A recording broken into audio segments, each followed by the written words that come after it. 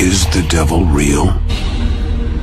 Whether you believe or not, there are those who seek to commune with the dark power of evil. I can't give you an exact figure, but satanic rituals and cults certainly do exist, and from what I understand, they may also be on the rise. Sean Seaback and his friend Joe are about to find out. Some things are better left to the imagination.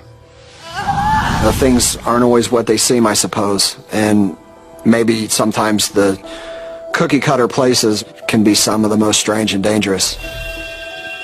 The story is kind of the coming-of-age story. Growing up in a small town surrounded by forest, there really isn't much for a kid to do, except maybe get into trouble. It's just a typical, American small town. I think the population at the time was just over 200 people, so a very small town indeed. But such places are full of dark secrets. Hey!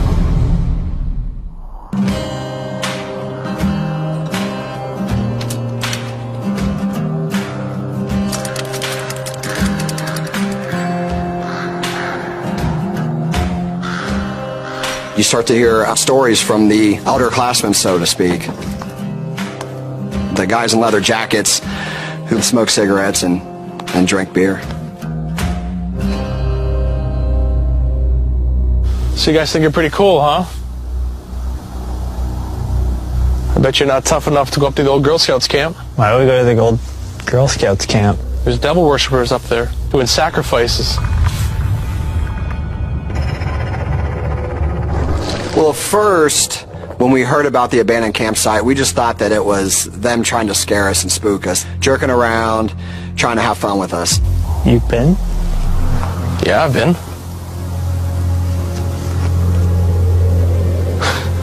We'll go. And we'll get proof.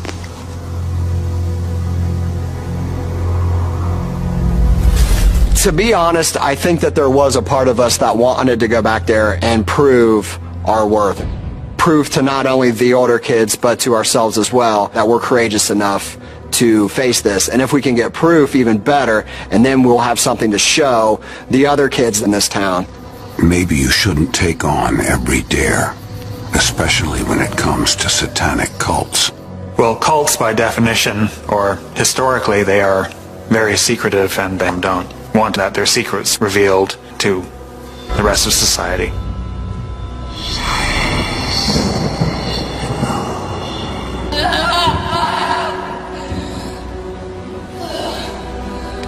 We chose Friday the 13th on purpose.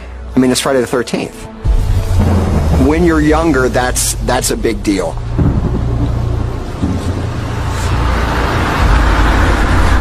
We didn't tell our parents at all, absolutely not. We had no idea what we were going to find, and nobody knew that we were going back there. Just got into his car and drove there that night. We took a long drive around some back country roads just to kind of make sure that we wanted to do this. The longer we drove, the more we got ourselves psyched up, and the more real it felt and became, and then the question kind of fell upon us like, well, what if they really are back there? Perhaps what's most disturbing after one finds a small cult, satanic cult within your small town, your next thought may be, who else in the town, who do I know, may be part of that cult? We needed proof that we actually saw something, so we decided to bring a disposable camera with a flash with us. This was before the days, of course, of, cell phones and all that.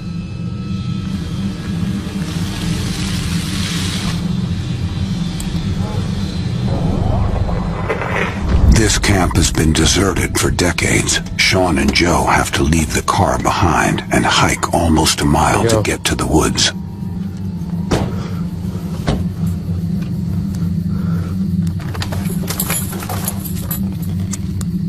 Completely ignored the no trespassing sign. What are we doing? Oh, this is so stupid.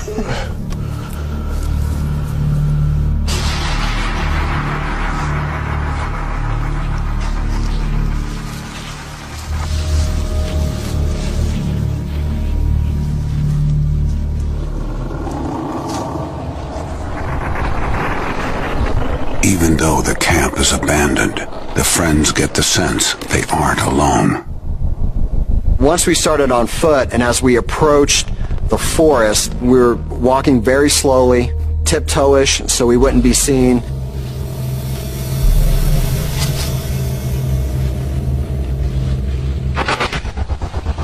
That's when we started to hear tribal drums. Did you hear those drums?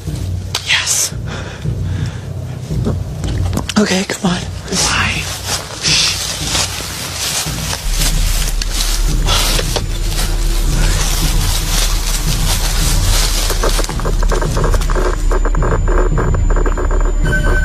Maybe heading deeper into the woods is not a good idea. At least not without weapons. The question is, where do they find them?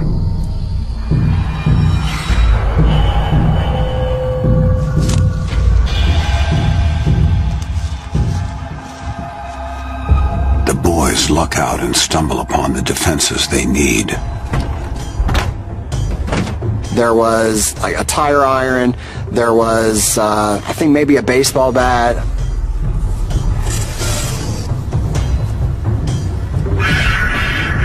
My palms were sweaty, my heart was racing, the adrenaline was just pumping through my body. It kind of seemed like a dream as we started to approach the actual entrance to the woods. They may be armed, but that doesn't mean they're ready for what's out here.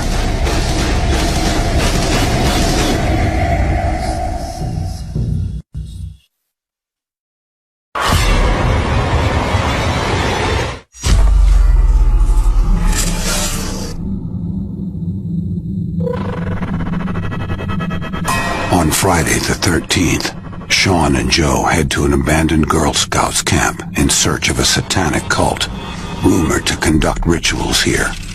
And as they get closer, they start to suspect something evil is lurking in the woods.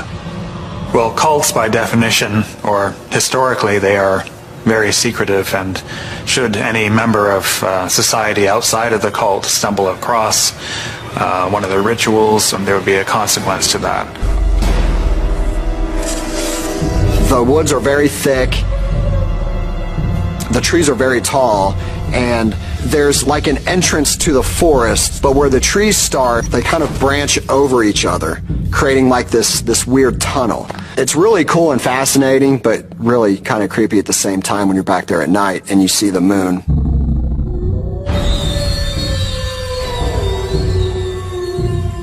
As the boys near the source of the drumming, their fear grows stronger.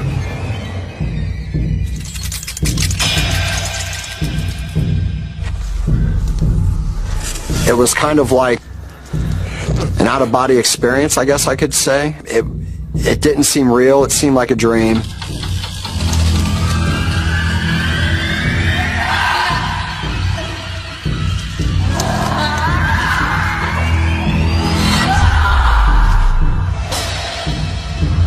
That's when we started to hear a woman screaming.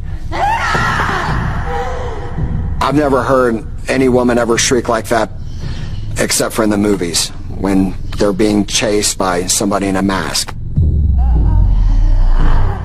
Then we saw torches bobbing up and down going across the trail.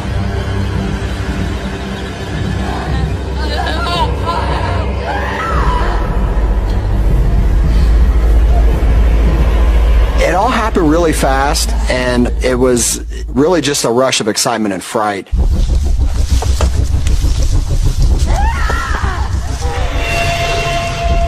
What is that? Aldo! Oh my god, I get a picture of this. Let's go around.